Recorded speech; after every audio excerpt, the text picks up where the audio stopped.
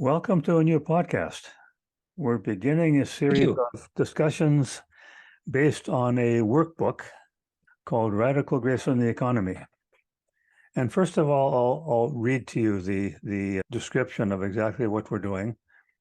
This is an overview of a workbook on how mainstream economics makes fundamental value judgments which violate key spiritual values. It addresses 9 areas where the foundations of economics rest on assertions which are not acceptable to people of the spirit. And it discusses how applying deeper values drawn from the insights of Franciscan and indigenous economics can move us towards an economy of spirit. Now, I'm with Jotie Noel, a friend of mine and a fellow Franciscan. We're both members of the Anglican Franciscan Order. And we met at our convocation in Phoenix a couple of months ago and both like the idea of this workbook. I'm the author of it, by the way. We both wanted to see how we can get some discussions going. So I'm Gary Russell. I'm from Winnipeg, Manitoba, in Canada.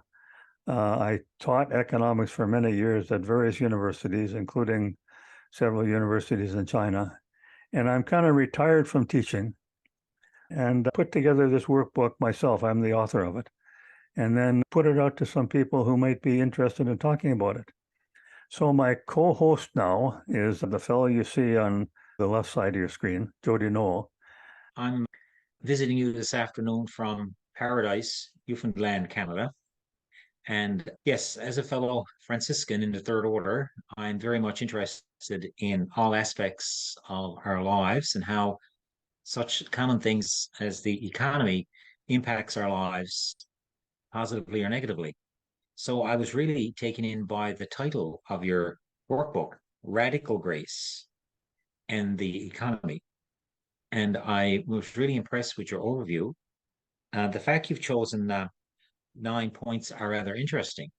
But I have lots of questions for you, and hopefully you have the answers. Well, I got lots of questions for you. You got to give some answers. Okay, so great, So, great. so we just want to get people addressing the topic from a different frame from what we're used to. It comes Okay. from the sense that our economic culture and ideology has abandoned those spiritual values that many of us feel are important. In fact, it's turned many of those values on their head and negated them.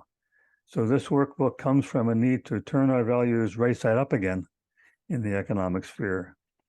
And there can be no more radical reimagining than that. And partly we're here as Franciscans because in their religious sphere there's kind of no one more radical than St. Francis, eh? You think, Jotie?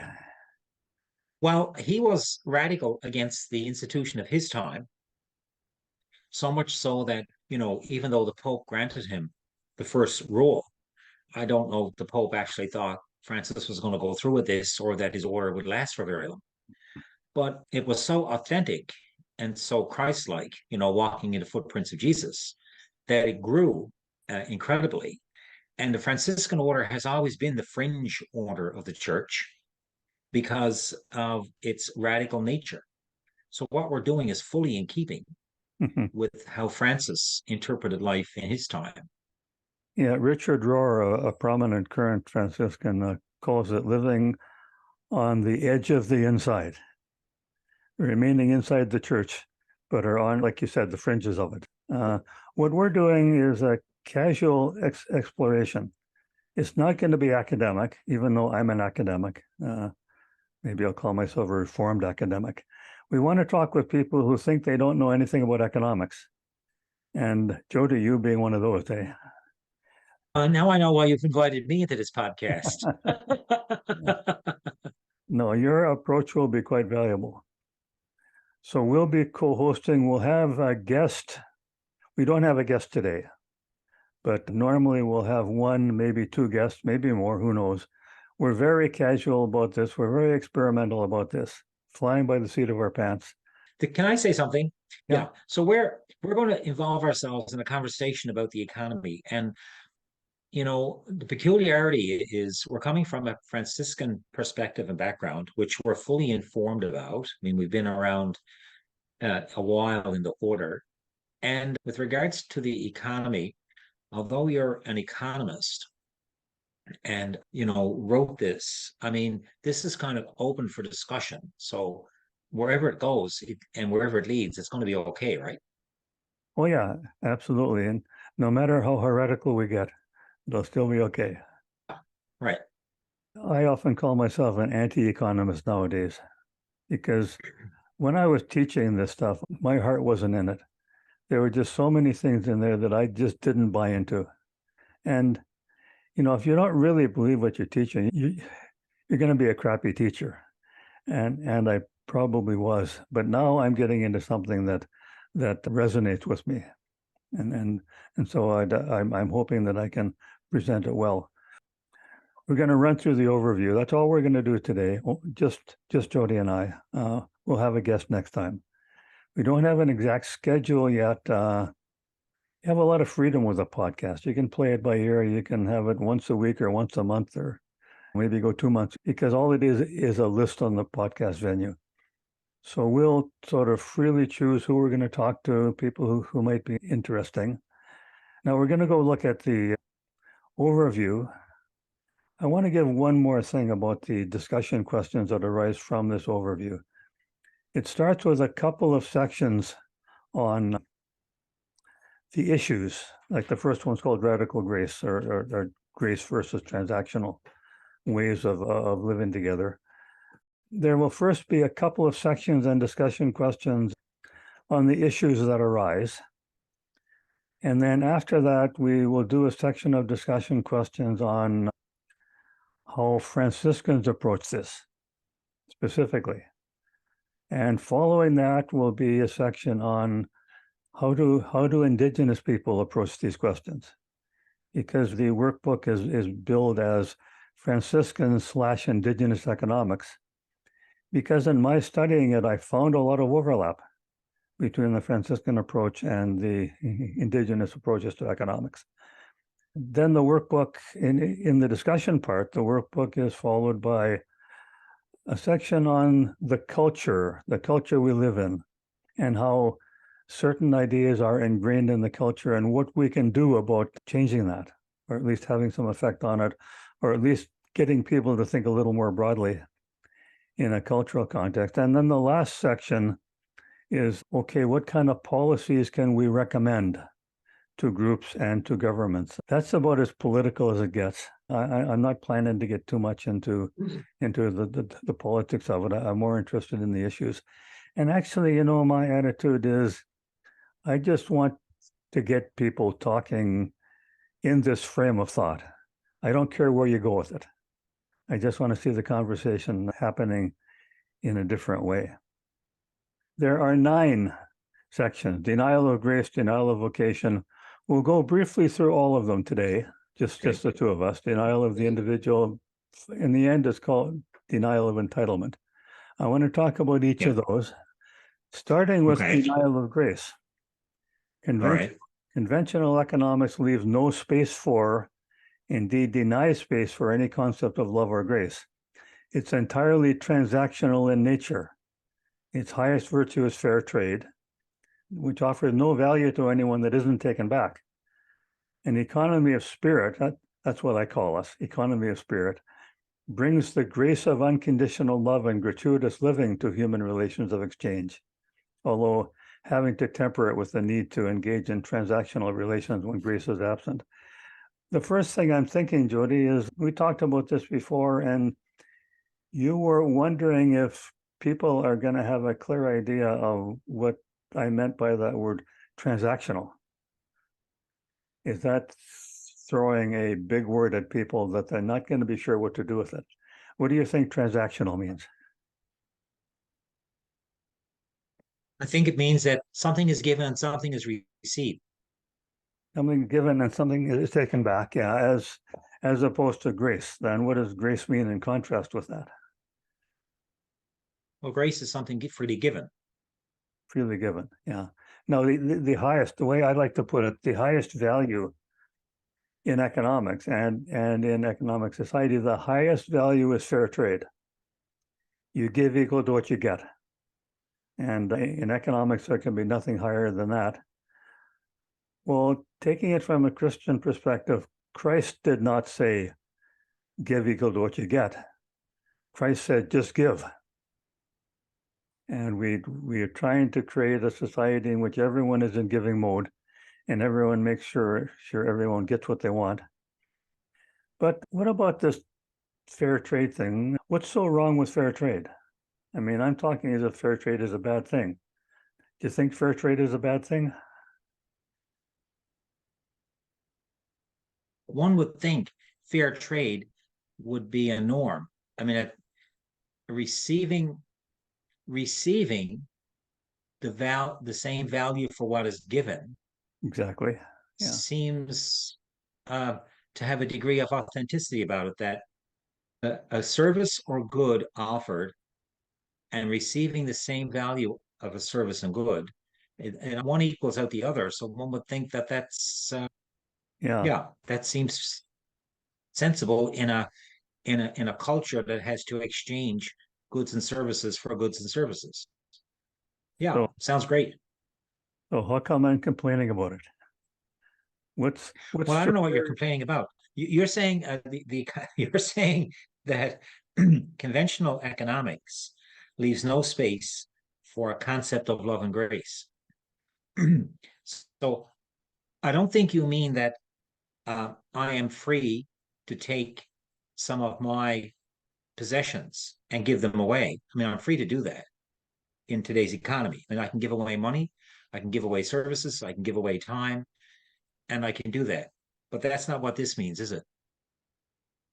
Well, for one thing, just as an aside to that, the discipline of economics would treat giving away and love and grace would treat that as irrational behavior. Because rational behavior is, trying to get the most with what you've got. And people who just want to give everything away would be kind of a crank in that realm. But Jesus said, give everything away, did he not? Or that at least in Well, go ahead. yeah. So I have no idea what conventional economics says or thinks. I mean, I have no idea. But I think that we live in a culture which has a system to function in terms of goods and services. And in the functioning of that goods and services, there has to be a way and means for people to receive what's needed. And the way you do it, I guess, is you offer back to the economy what's needed. And in return, you are given, you know, something, in this case, I suppose, money and pay to purchase what you need. So I guess that's transactional. You give and Mhm. receive. You give so that you can receive. Yeah, The principle is, though, if I'm not prepared to give, I can't receive in economics, right? If I'm not prepared to give hmm, anything, then I cannot receive anything. Well, then I can't function. Or if well, I have nothing to give, if I feel I have nothing to give, I don't receive anything. So, I understand that in the principle of economics, there has to be an exchange. yeah. Does it Economics is not? all about exchange. That's right. One of the things I think about in reference to this is going to the New Testament of the Bible, the Acts of the Apostles. Parts of it describe how the followers of Jesus, once he left, the followers of Jesus set up a societal relationship amongst them where everybody's in giving mode and don't pay attention to or are not giving for the sake of receiving. Everyone's in giving mode, and because everyone's in giving mode, everyone makes sure that people get what they need, and they set that up as an alternative to a transactional society. So one of my questions is, was Christ being naive there? Can that actually work? Can grace work? Well, if we're putting a dollar figure on it, if we're saying there's no exchange, can it function? How does it survive? Unless the whole world becomes Christian, it cannot survive because the Christian faith, the community, has to function in a society somehow to get Yeah. food, to get a place to sleep. The early So church was the recipient of the gifts and proceeds from people's land and wealth. But those people were involved in transactional, you know, principles to accumulate the wealth and have the land in the beginning.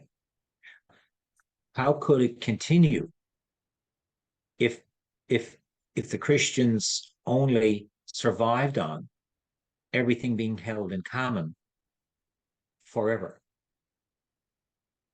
So my provocative question is, was Christ being naive to think they could do that? But one of the issues you raised around that was, what if not everybody's in giving mode? Then you're going to have people who are giving away everything and hoping their society will take care of them, along with people who are grabbing what they can get. Then aren't the people who are giving away everything going to starve to death because they're going to end up with nothing? They'll be giving away and everybody else will be taking.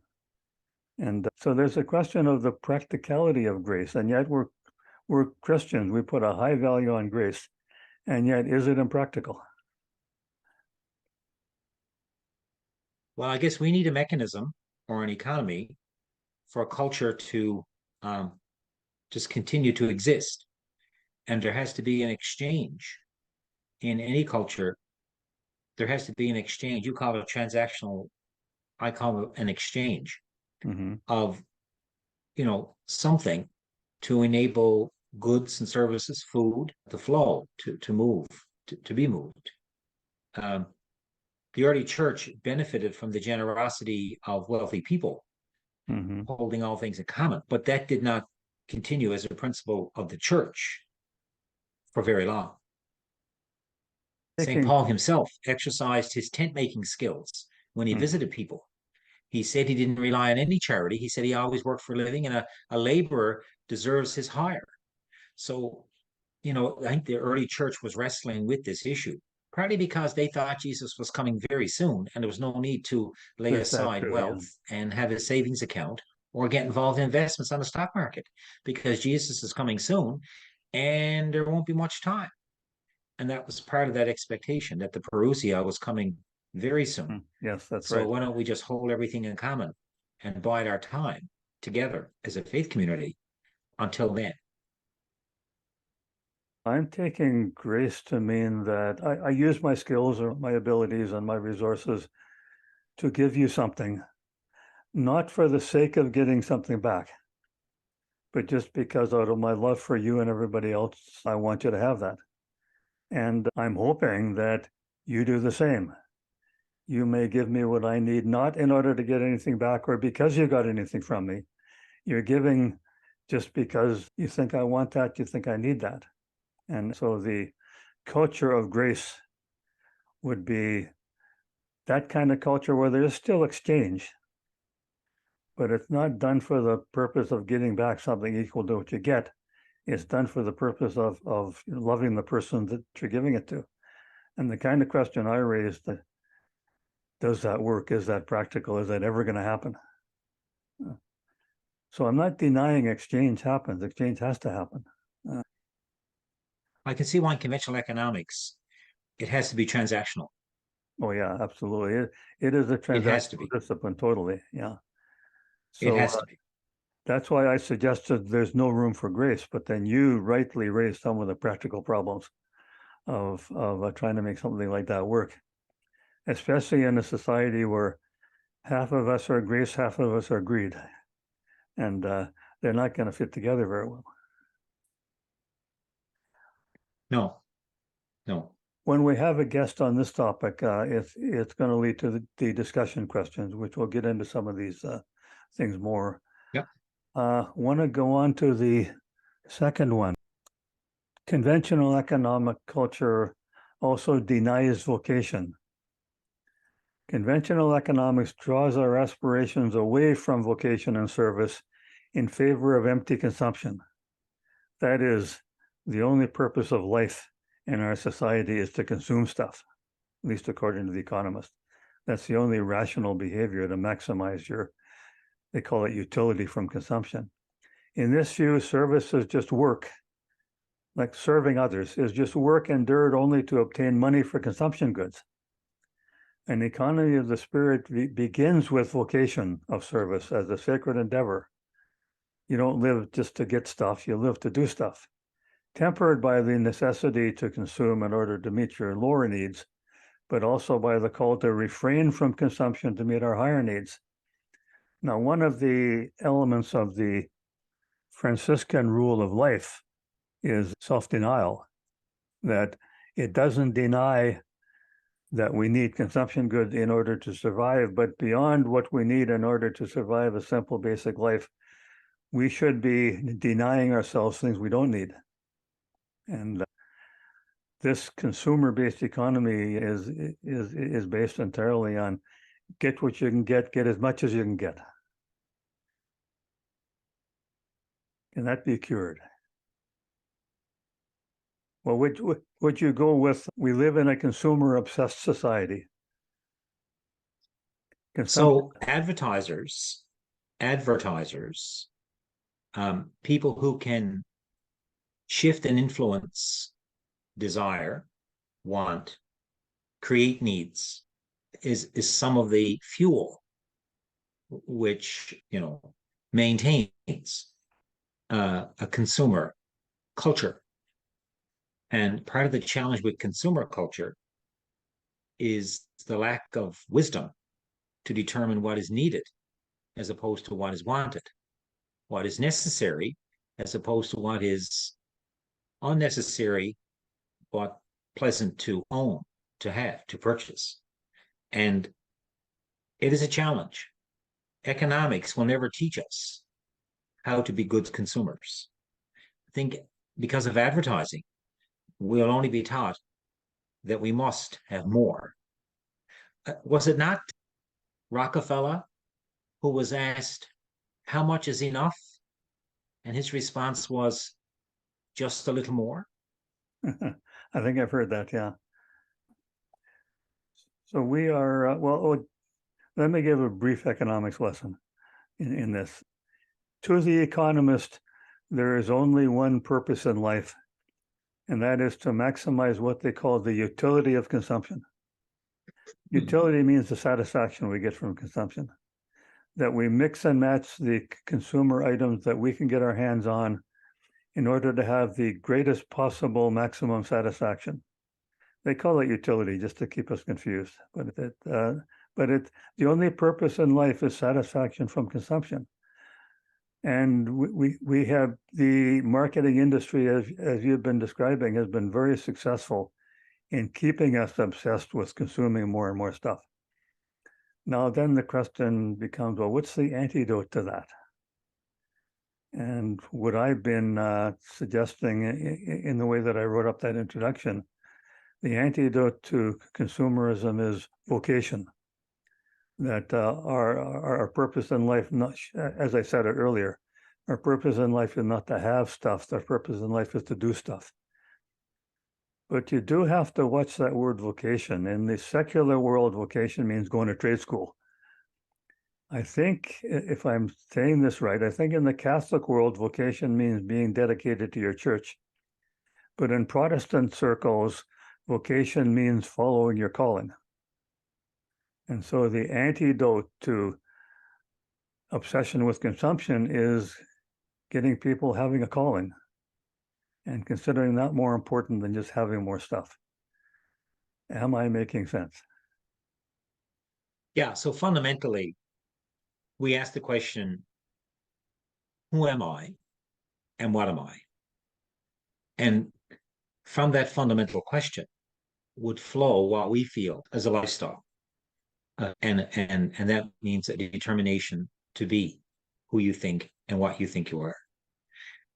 And what we're talking about here is that we need to redefine who we are and not have the economists define who we are or advertisers define who we are. I know people who love shop therapy, buying therapy, that there's actually therapy in spending. No doubt that all comes from the drive of advertisers to buy into a consumer world. I read recently that people in the United Kingdom, 40% of the clothing in their closet they don't wear. And in the United States, depending on statistics and where you look at it, which may be similar to Canada, at least 20% of what's in your closet that you bought, you haven't worn, will wear once and never wear again. So, like, we know now, I think, that consumerism is not an answer to meaning and purpose, that the answer to meaning and purpose lies somewhere else. And I think there's a struggle between the advertisers and the economists and, the spiritual realm for people to define who they are and what they are. And I think this idea of the nullification really hits into a fundamental understanding of what it means to be human. Mhm. Yeah, Like you, vocation comes from the this is Latin. no easy piece you have here. This is not a simple statement you've made here. What you're saying is almost a denial of humanity in economics, because what we're looking at is what does it mean to be human? Yeah, what's the purpose in life is the way that I put it. Yeah. Right, right. Okay, that's fine. Okay. Yeah. Do we stand a chance? Has the marketing industry got us so obsessed with consuming more and more and more? Are we ever going to change that? Oh, yes, we are. Oh, yes, we are. Oh, yes, because the gospel will overcome. When it will overcome, I mean, how it will overcome. What's interesting is that, you know, the younger generation understand a whole lot more around creation care and sacred ecology than my generation, because they're living in a different world where they may not be able to afford a home, a house in which to pot up all the stuff you bought, fill up the garage. They won't even get to own a house. So, and not only that, but with improved communication, we are learning more and more the plight of poor people and the web of life, that our lifestyle is affecting other people. It's just that it's going to take a long time. Now, the gospel has a message too in what defines us to be human. Part of it, what St. Francis said, is to be in loving relationship with each other through Christ. Loving relationship. So it's pretty radical. So, yes, the gospel has a radical message, but we're not going to get it through economics or advertisers. Yeah, well, that's why I sometimes call myself an anti-economist. I'm fighting against economics in certain ways. Denial of abundance. That's the third one. Conventional economics asserts that the central fact of life is scarcity. There's not enough. There's not enough to meet all our insatiable wants. By the way, any economic model assumes that our wants are insatiable, that we can never have enough, and that the job of the economy is to help us meet those insatiable wants that never end. So we need the magic of the market to ration it out for us. An economy of the spirit makes two contrary claims. Infinite wants are not a good thing, and nature's bounty is more than enough to meet our finite needs. Production and distribution priorities need to be recast on a priority of needs before wants. Now, you've talked about needs before, that there's a difference between needs and wants. And I think of the quote by, I believe it's Mahatma Gandhi, saying there's plenty around for everybody's need, but there's not enough for everybody's greed. So one of the questions that comes to my mind is, if we all sought to have only the things we need to have a decent life, is there enough? Or is there never going to be enough to satisfy humans? Is scarcity fake? So, in our fundamental understanding of what it means to be human, as Christians, we believe that the Creator has provided enough. And as Christians and as Franciscans, we believe the Creator has provided enough. But how it's distributed, how it's maintained, how it grows, those who have the resources to move, food and material around the world are the ones who are dictating to those, who are starving. Is there enough food? Well, What are we on? 8, 9 billion people now. There will come a point when that's a concern. Have we reached that point? I don't know. Is there enough food to feed the world? Oh, I think there is. Absolutely. Yes, there is. But can we go on increasing in population the way we Mhm. are? Probably not. So There's going it's to be problems down the road when we, grow it by another 50%. I mean, humans are slowly realizing, well, science is telling us that we are now realizing just how critical we are with the consumption of the Earth's resources. I think that, you know, we need to rethink. Those who have need to rethink. And that's a big piece because we probably control the economy. Oh, one of the issues inherent in that, I mean, I'm not disagreeing with you at all, but we don't recognize the difference between needs and wants. And economics does not deal with needs at all. It's totally about satisfying people's wants. And I remember talking to an economics professor when I was a student, what about needs? And he brushed me off. We don't talk about that. We analyze how you satisfy people's wants, and people's wants are too much. Now, you don't have to talk about destroying the environment. We got another section on that. Are we still, even if we're not destroying the environment, are we putting too much pressure on the Earth's resources? Are we trying to use up too much because we want more than we need? I'm suggesting here there has to be some recognition of the difference between wants and needs. We have a society in which greed is legitimate. Trying to get as much as you can possibly want is legitimate. And economists say that's the essence of rationality. And we want a society in which people are tending to their needs, of course. You need food, you need exercise, you need food, clothing, shelter. We can't deny ourselves that. But once you have that, people should be being moderate about getting more, but they're not. They continue to want more and more and more. My question is, how do we get from here to there where people start respecting the limitations of the earth? How do we get them from being greedy to being frugal? Can you, as a parish priest, do that? That is my calling because the economy itself doesn't seem to have any morals and ethics. So we have to be the conscience of the culture, and part of the consumer culture is, an economy based on scarcity means, you need to run out and get it all now. I would say the basics of life are air, water, and clothing. So it's even more basic than that. And I'm more Mm. concerned about what we're doing to the air, the water, and just basic clothing. The problem is, I live in the north. I live in an inhospitable environment. I require more to live than someone who lives in a temperate climate, a climate where the seasons don't change. Because of where I live, I need there to be an abundance so that I can purchase because I live in an inhospitable environment.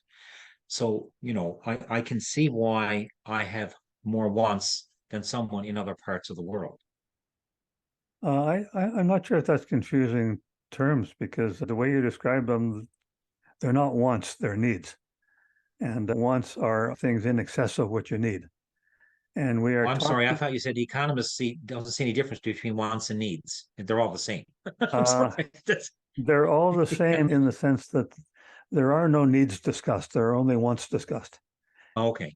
So they Right. don't make the Right. distinction uh, in that way. Do you preach sermons about being frugal? Well, you're taking this to another level now. Um, I think I think the challenge here is that defining needs in an affluent culture That's a tough one. is a tremendous challenge, Yeah. and The, it's a hard gospel to preach unless you live it as authentically as you can. It's not hard for a Franciscan to preach because that's part of a rule of life. That rule number 2, I think, is called self-denial. When you have what you need, then you don't try to get more. Well, I just think, yeah. So my wife is not a Franciscan. I am. I've covenanted with her in marriage 40 years ago. I have a commitment to children when I had them that they would have the opportunity to attend university to get a degree because we value higher education. So there are certain aspects that we built into our family life as needs that other families may say are wants. And I guess being prepared to legitimize them is important. But I mean, I can understand how scarcity works and creating a concept that there's a scarcity, therefore, we must get it before someone else gets it. Right. Yeah, Yeah. I can see that. Okay, let's go to community here. The next All one right. on the list, denial of community. You know what that makes me think? Makes me think of something that Margaret Thatcher, the ex-prime minister of England, was noted as saying, "There's no such thing as society. There are only individuals." And that's actually a pretty common point of view. Conventional economics is intensely individualist. It claims that all desires arrive from deep inside the individual mind, uncreated and isolated from other individual minds. Its market model imagines we can put fragmented individuals together in a utopia of individual transactions in perfect harmony. An economy of the spirit recognizes that we're steeped in community from the very start, and we are shaped by our community down to the very language we speak. We need to balance the needs of our sacred community with the needs of individual self-expression. And I remember one time somebody was saying to me in a conversation, was saying there are only individuals. And my response was, "You said that to me in English. Where did you get that language?" That's why I'm saying it's steeped in community right from the start. So we live in a preposterous paradigm of obsessive individuality, as if we are nothing but individuals. So if somebody's saying to you, "There's nothing but individuals, there's no such thing as community," how would you respond to that person?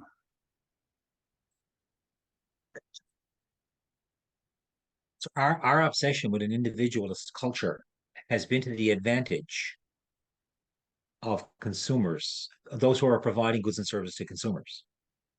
And that has worked very well to our detriment. Our fundamental understanding is that God created the world and that we are all equal and that we are all somehow connected in this creation. Francis, that's one thing he produced, was not only community, that we are related as, well, he would use the term brothers and sisters. Today we would probably say siblings, but we are also connected to all that is created.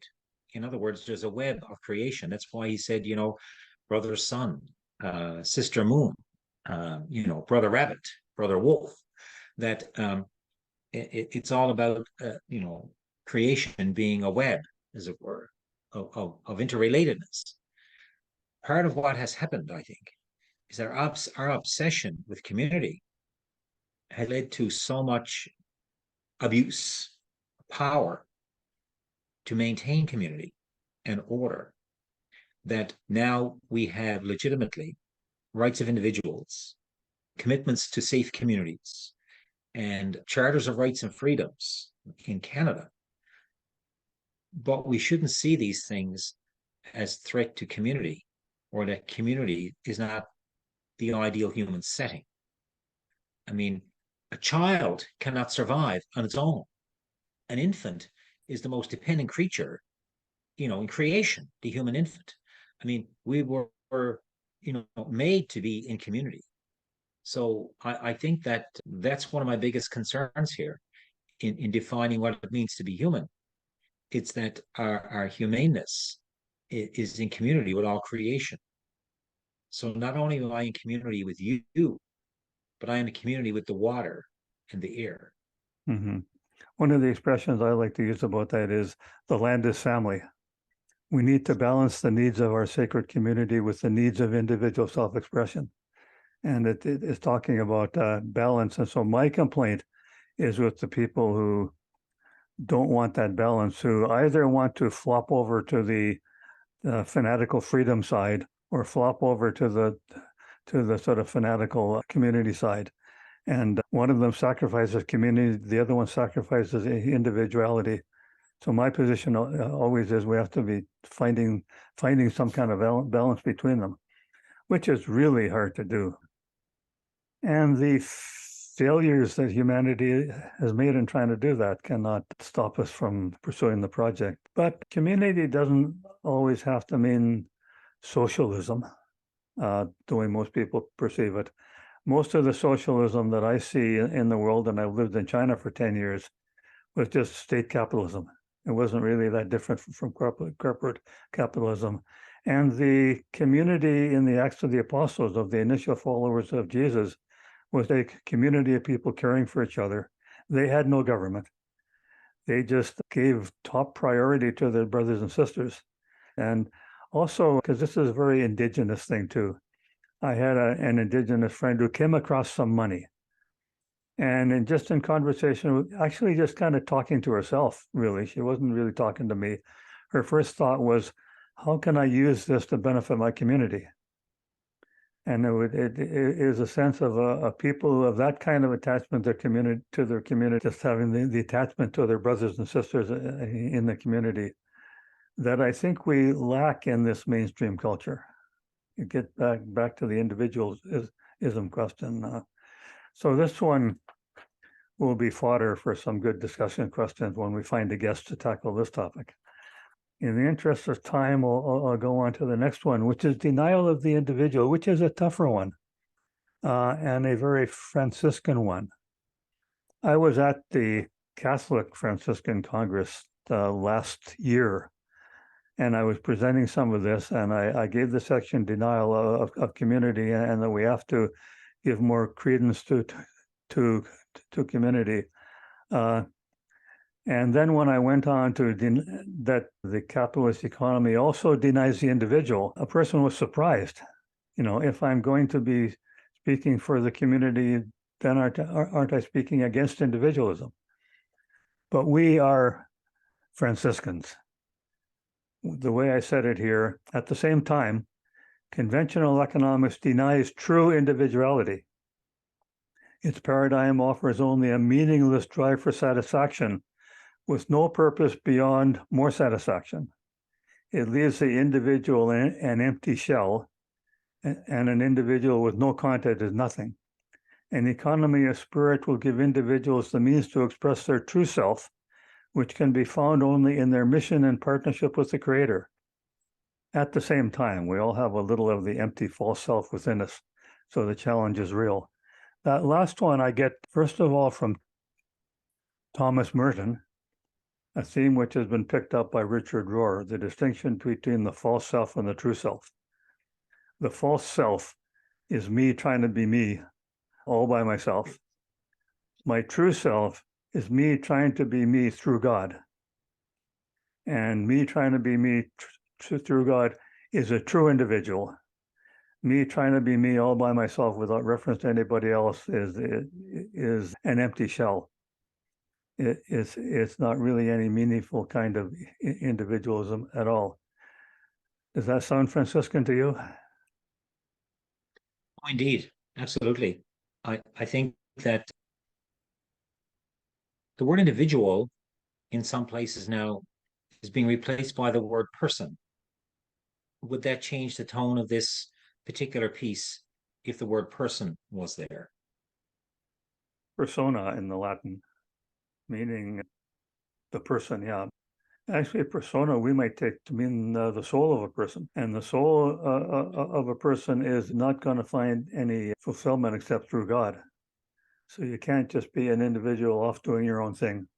That's what I'm calling an empty shell. So I see you nodding your head. I think we're on the same page about this.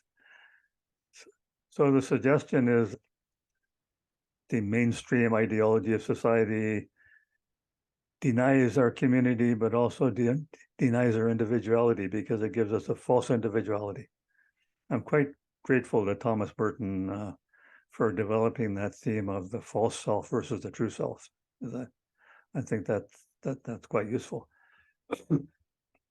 Jungian, I think Jungian psychology looks at Yes.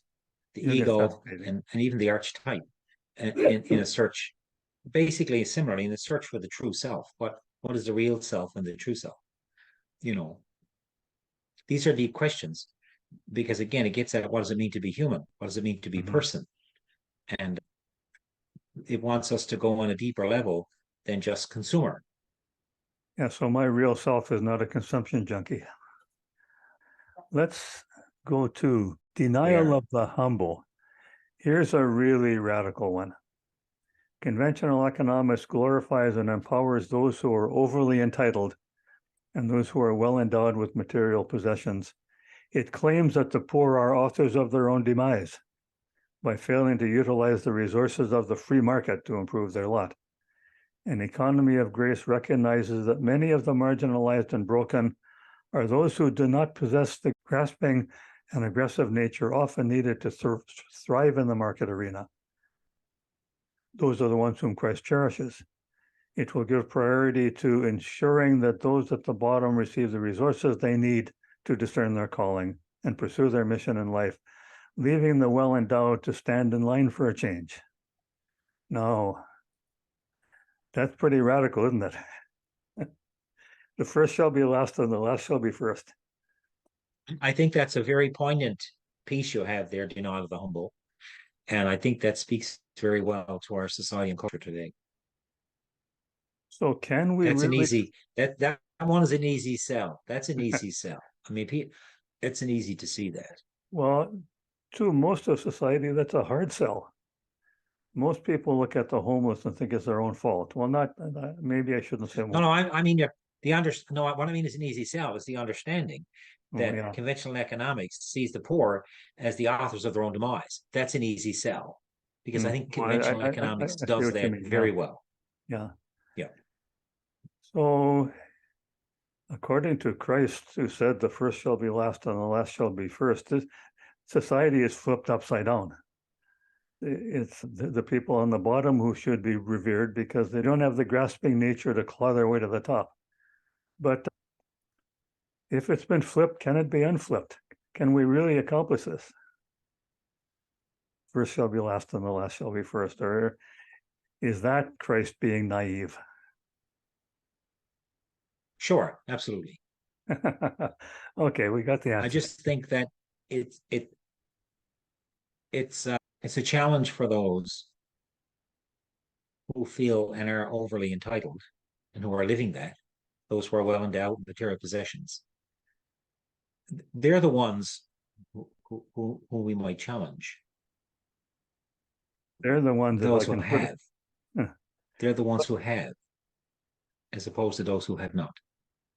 I think that one of the challenges in our Canadian society and culture is the movement towards reconciliation with Indigenous people oh, yes. who have been disenfranchised, who have who have signed treaties and then we have had them broken, who have lived in oppression for generations, and now we need to come to terms with that.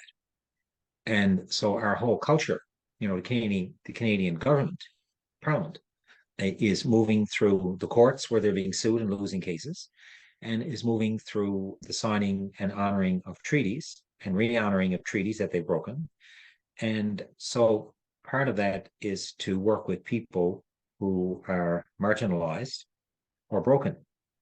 And I think that is like that's stirring the pot in Canadian culture, and it's moving out through other areas as well around housing for poor people, not an Indigenous issue, but housing for poor people, the cost of food.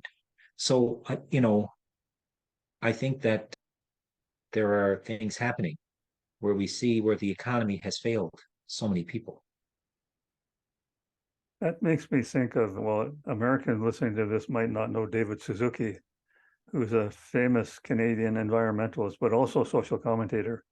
And he's put out a series of his own podcasts that are on the CBC Ideas broadcast, basically saying that only the Indigenous people can save us. because, they have these non-acquisitive attitudes. I mean, you can't idealize them too much, but they have the kind of attitudes that you're talking about. And also they are very much aware of broken people, because they admit they have a lot of broken people themselves. But their emphasis is on if someone is doing you harm, it's a little bit different from what Jesus said. If someone's doing you harm, forgive them. They will say, if someone's doing you harm, heal them. That people who do you harm are broken people in need of healing. And everybody who's troublesome is really in need of healing. And that's what the thrust should be. And I think that's right along in line with what you're saying here, Jotie. Yeah. When Bernard of Canterville and Francis went through the opening of the Gospels 3 times, they came up with this crazy idea that Bernard needed to give everything away. Sylvester saw what was happening, so he told him he wanted money for the stones, he gave for the building of San Damiano. So Francis gave him money, and when Sylvester went home, he wanted more. He came back, he said, "You didn't give me enough. I need more money."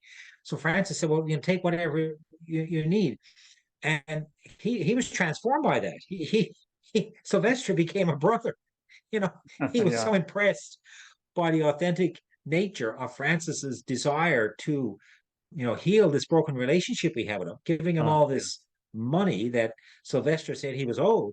Sylvester was just overcome by the gospel in that, and himself gave away everything and followed Francis. Who was following the apostles. Right. Well, Okay. Jesus. Yeah. Yep. Well, following the apostles who were following Jesus. Yes. Justice, denial of justice, conventional economics. I keep talking about conventional or mainstream economics. I have to add the writer that there is a heterodox economics. There are rebels like me on the side. They're just not allowed into the mainstream, and they're not allowed into the policy regimes around the world. So I qualify it by saying conventional economics claims that justice is not a matter of concern because the truly competitive market automatically balances everything, ensuring that everybody gets what they deserve. So in this view, social justice is a collateral benefit of individual market choices. So let the market work, basically. If injustices arise out of market imperfections, we just need to make the market more perfect and it'll fix itself. An economy of grace recognizes there's no automatic fix, market or otherwise. Justice is a community project where people accommodate each other's needs in loving interdependence, and where a sensitivity to each other's well-being inspires them to ensure that nobody is denied the resources to live in dignity. So the suggestion there is the market gimmick claims to work and give everybody justice, but the market gimmick doesn't actually work and doesn't really handle much justice. But then justice is not a gimmick anyway. Justice is a relationship among communities and a relationship between people, and is people taking care of each other to make sure that everybody's needs are met. What do you think? It's a challenge in the church because with the work and contribution of Constantine, the church was empowered with a power it hadn't had before. And with that power came a tremendous influence in the economic development of society and culture in the West. And the church helped create much of what we have, I think, in conventional economics. The church nurtured it, encouraged it, and it was truly a part of it. And looking at faith communities now and rethinking economies of grace is a pretty radical concept in the church. It was radical for Francis because what he was speaking against in not owning anything was contrary to the Benedictine monasteries that he saw that had great wealth and the abbots who were generals of war. And this whole idea of denial of justice is a whole new concept for the church to grasp. It is a difficult one for the church to grasp, but it is an essential one. Mm-hmm. Now, my first complaint was justice is not an automatic result of perfect markets. that justice is a matter of loving your neighbor, basically, and making sure your neighbor gets what Yeah. they need. I think that's the thrust of this, and I think we have quite some agreement on that. Hmm. I like to use the word pockets of grace. It's a pretty tall order to make the whole world just, but you can create pockets of grace where you are with the people that you have, and have loving, just relationships between them, and work up from there. That's the thrust that I take on this. Yeah. Well, it comes down to your definition of justice. Yeah, which is really what we talked about before in the first section, in terms of giving equal to what you get and getting equal to what you give. So it relates to section 1. 8, denial of Mother Earth. The land is family. Conventional economics considers the planet to be no more than a pile of resources waiting to be exploited by humans, as if we stood outside of it. While it's conceivable to do that at a sustainable rate, that would still be stripping the planet of its resources without reciprocity. Sort of treating it as an object to get stuff out of. They just want to get it sustainably. But it's not being done sustainably. The growth imperative doesn't permit that. The result is an ongoing degradation of God's garden. An economy of grace recognizes that the land is family. We are commissioned by God to care for Mother Earth, build a relationship of mutual nurturing, to seek her forgiveness when we ask too much. And indigenous people, when they kill a deer, will ask for that deer's forgiveness for making it feed our family. And we are to honor all our relations who live in the land, sea, and sky in full respect for all forms of life. One of the things I remember from Francis is one of the prayers where he prays for brother dirt. Even the dirt on the land is a brother. And now we are a totally exploitative culture. We look at Genesis saying we shall have dominion over the earth and say we can do anything we want. Let me put it this way. What would you say to someone who reads Genesis and says we are to have dominion over the earth so we can do anything we want? I would say that Genesis was written 3,000 years ago with an understanding of God that we have since reevaluated with the arrival, of Jesus, and with the fulfillment of the incarnation. There's a new day. And to live by the Old Testament denies the New Testament, where it addresses the same issues. I just can't see people living by Genesis. You know, I mean, think about the value of human life in Genesis. I mean, people were worthless. People weren't even considered human; they were subhuman in some cases. I just, people who want to live by the Old Testament I don't know how they justify that with being called into a relationship with all creation. My understanding is God so loved the world. God so loved the world. In Genesis, God created the world and all the world was good. And if it's all good, that means it's meant to be respected and cared for. So, John 3:16, God so loved the whole world. He loved it all. And if we're to live in the steps of Christ, we have to love it all and respect it all. And we're not doing that. That's a good answer. Now, the other question relating to some of the things we talked about before, we are so addicted to affluence. We think we have a right to affluence above all else, and we're not going to give that up. We will kill to maintain our affluence. We will even kill the earth to maintain our affluence. We just won't give it up. Are we doomed? Yeah. Oh, yeah, we are. Yeah.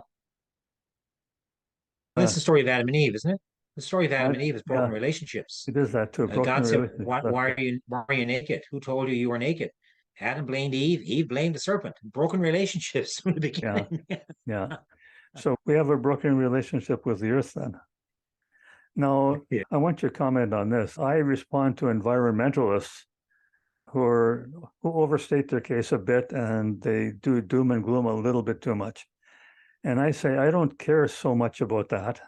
I'm not so concerned about saving our sorry butts from self-imposed destruction. Maybe we deserve it. I'm concerned about loving God's garden, nurturing God's garden, taking care of God's earth. And if that happens to save our sorry butts, that's fine. But that's not the reason we're doing it. We're doing it to love all of creation.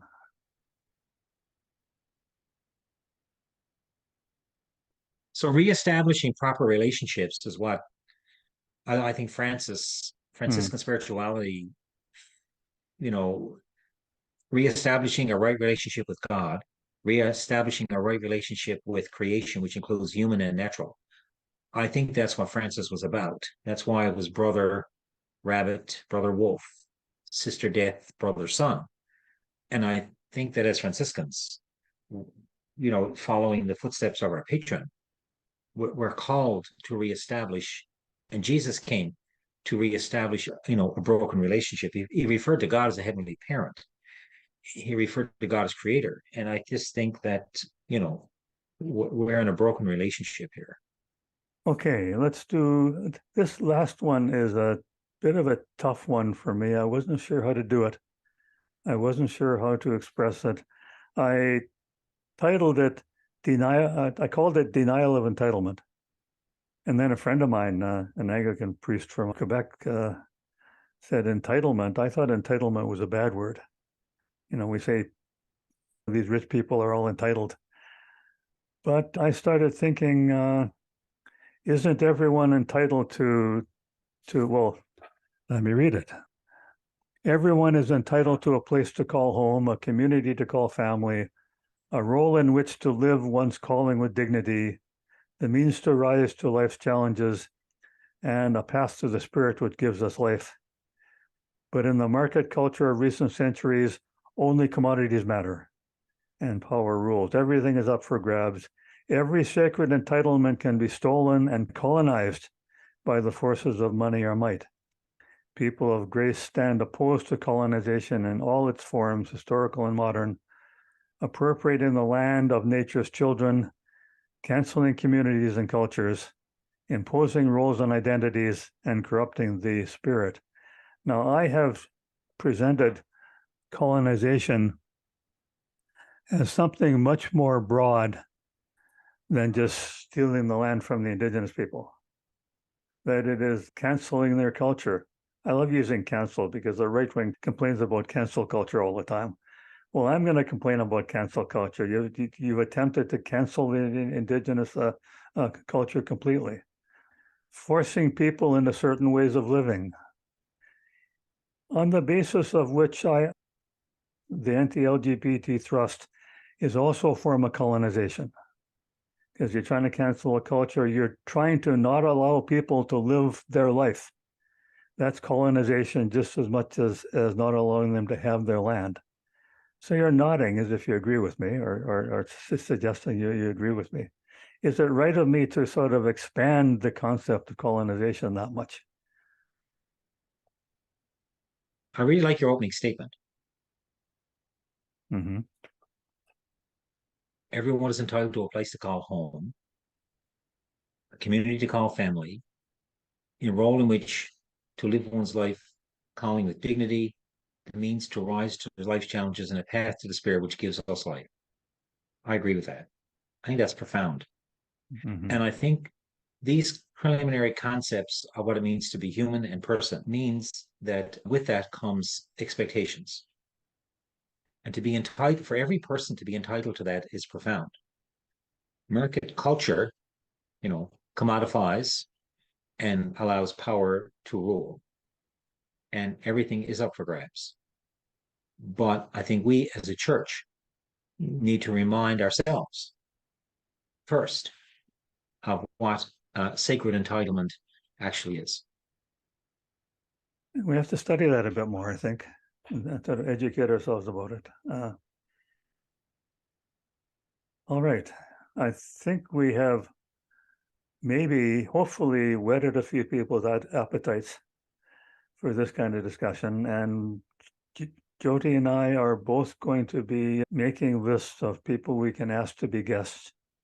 People from our church, the Anglican Church of Canada, but also from the Episcopal Church in the United States because we've had some dealings with them.